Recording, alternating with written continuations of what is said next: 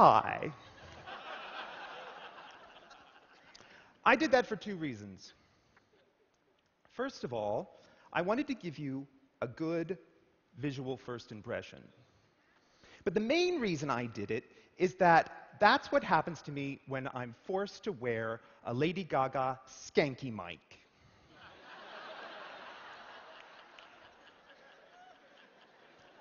I'm used to a stationary mic. It's the sensible shoe of public address.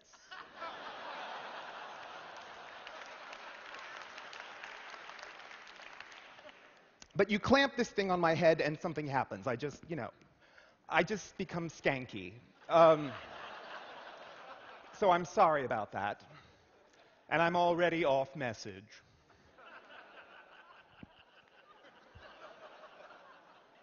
Ladies and gentlemen, I have devoted the past 25 years of my life to designing books.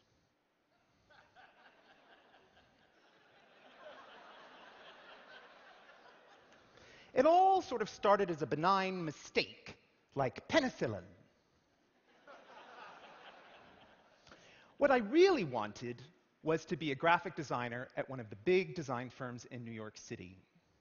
But upon arrival there in the fall of 1986, and doing a lot of interviews, I found that the only thing I was offered was to be assistant to the art director at Alfred A. Knopf, a book publisher. Now, I was stupid, but not so stupid that I turned it down. I had absolutely no idea what I was about to become part of, and I was incredibly lucky. Soon, it had occurred to me what my job was. My job was to ask this question, because that is what Knopf is. It is the story factory, one of the very best in the world. We bring stories to the public. The stories can be anything, and some of them are actually true, but they all have one thing in common. They all need to look like something. They all need a face. Why? To give you a first impression of what you are about to get into. A book designer gives form to content, but also manages a very careful balance between the two. Now, the first day of my graphic design training at Penn State University, the teacher, Lanny Simis, came into the room and he drew a picture of an apple on the blackboard and wrote the word apple underneath, and he said, "Okay, lesson 1, listen up." And he covered up the picture and he said, "You either say this," and then he covered up the word, "or you show this. But you don't do this. Because this is treating your audience like a moron. And they deserve better." And lo and behold, soon enough, I was able to put this theory to the test on two books that I was working on for Knopf. The first was Katharine Hepburn's memoirs, and the second was a biography of Marlene Dietrich. Now, the Hepburn book was written in a very conversational style. It was like she was sitting across a table telling it all to you.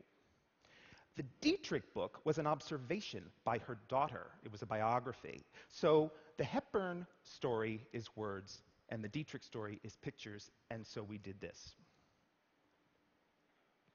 So there you are. Pure content and pure form, side by side. No fighting, ladies. Now, what is the story here? Someone is re-engineering dinosaurs by extracting their DNA from prehistoric amber. Genius!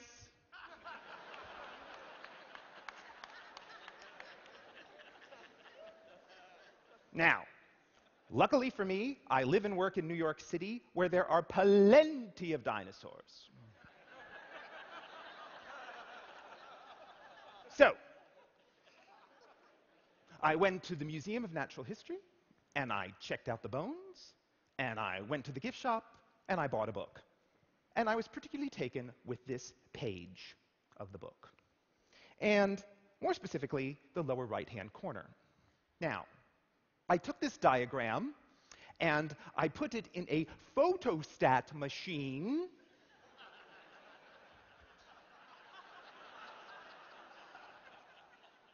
And I took a piece of tracing paper and I taped it over the photostat with a piece of Scotch tape. Stop me if I'm going too fast.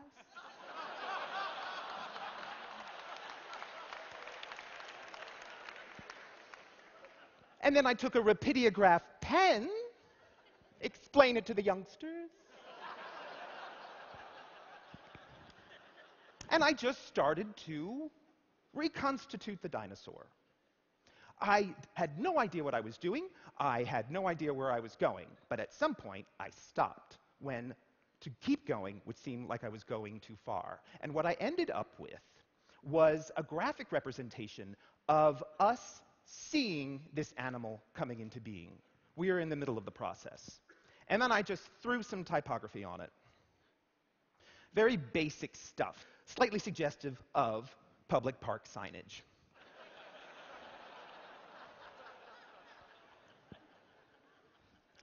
Everybody in-house loved it, and so off it goes to the author. And even back then, Michael was on the cutting edge.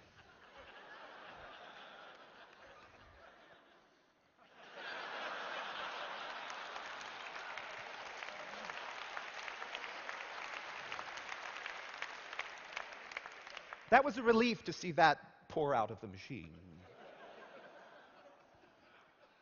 I miss Michael. And sure enough, somebody from MCA Universal calls our legal department to see if they can maybe look into buying the rights to the image just in case they might want to use it. Well, they used it.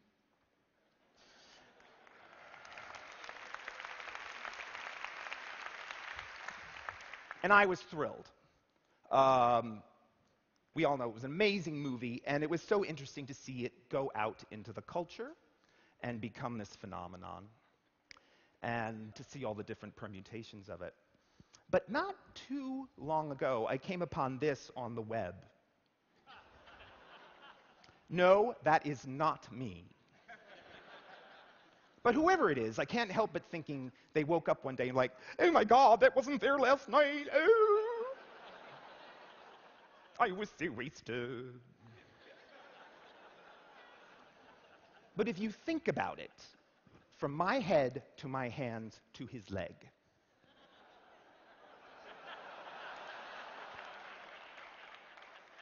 that's a responsibility. And it's a responsibility that I don't take lightly. The book designer's responsibility is threefold: to the reader, to the publisher, and most of all, to the author. I want you to look at the author's book and say, wow, I need to read that.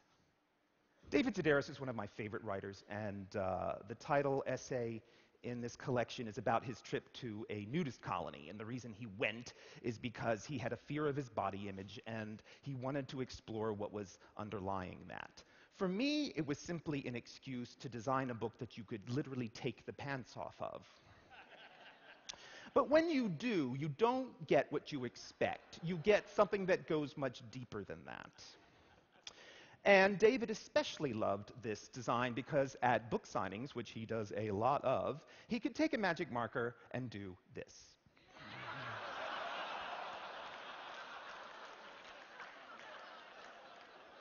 Hello.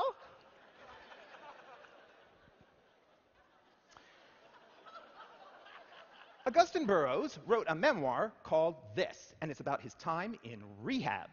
In his 20s, he was a hotshot ad executive, and as Mad Men has told us, a raging alcoholic.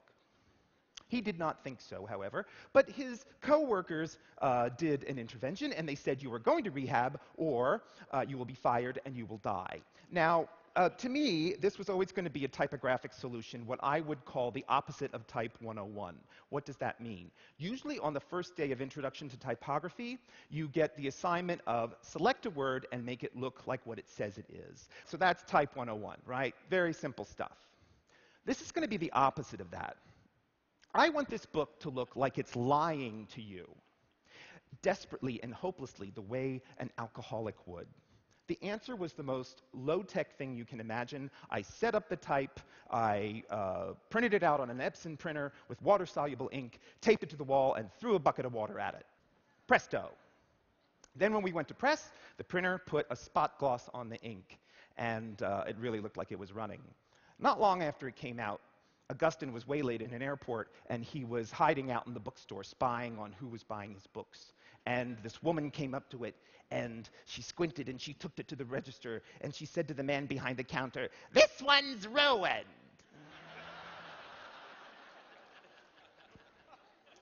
And the guy behind the counter said, "I know, lady, they all came in that way."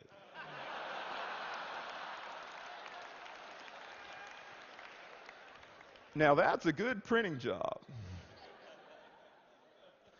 A book cover is a distillation. It is a haiku, if you will, of the story. This particular story by Osamu Tezuka is his epic life of the Buddha. And it's 8 volumes in all. But the best thing is, when it's on your shelf, you get a shelf life of the Buddha moving from one age to the next.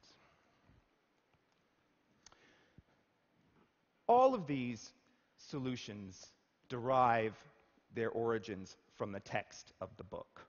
But once the book designer has read the text, then he has to be an interpreter and a translator. This story was a real puzzle. This is what it's about.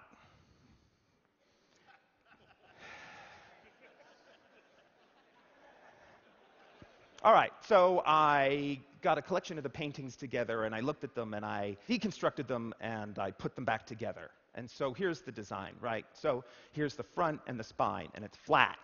But the real story starts when you wrap it around a book and put it on the shelf. We come upon them, the clandestine lovers. Let's draw them out. They've been discovered by the Sultan. He will not be pleased. And now the Sultan is in danger. And now we have to open it up to find out what's going to happen next. Try experiencing that on a Kindle.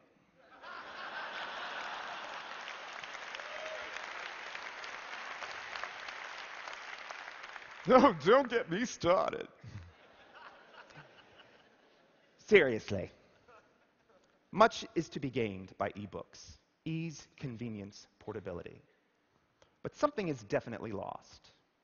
Tradition, a sensual experience, the comfort of thingy-ness. A little bit of humanity. Do you know what John Updike used to do? The first thing he would get a copy of one of his new books from Alfred A. Knopf, he'd smell it. And then he'd run his hand over the rag paper and the pungent ink and the deckled edges of the pages. All those years, all those books, he never got tired of it. Now, I am all for the iPad. But trust me, smelling it will get you nowhere. Now the Apple guys are texting. Develop odor emission plugin.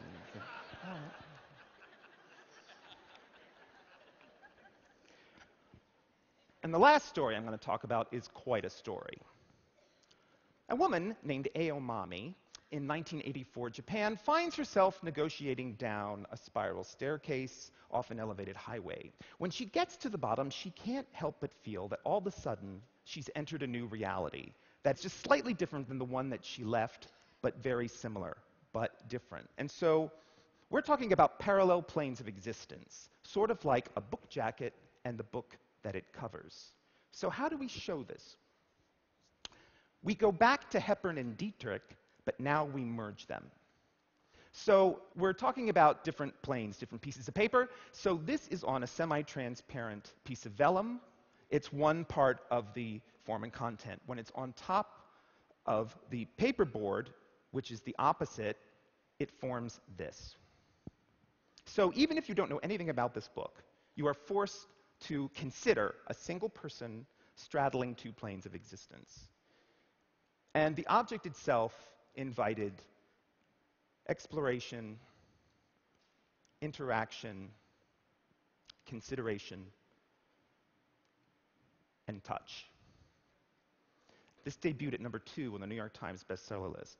This is unheard of, both for us, the publisher, and the author. We're talking a 900-page book that is as weird as it is compelling, and featuring a climactic scene in which a horde of tiny people emerge from the mouth of a sleeping girl and cause a German shepherd to explode.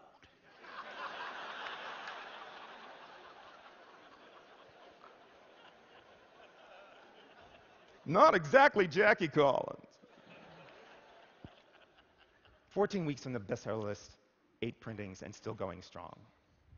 So even though we love publishing as an art, we very much know it's a business too, and that if we do our jobs right and get a little lucky, that great art can be great business. So that's my story. To be continued. What does it look like? Yes, it can, it does, and it will.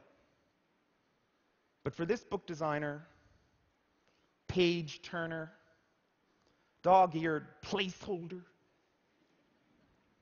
notes in the margins taker, ink sniffer, the story looks like this. Thank you.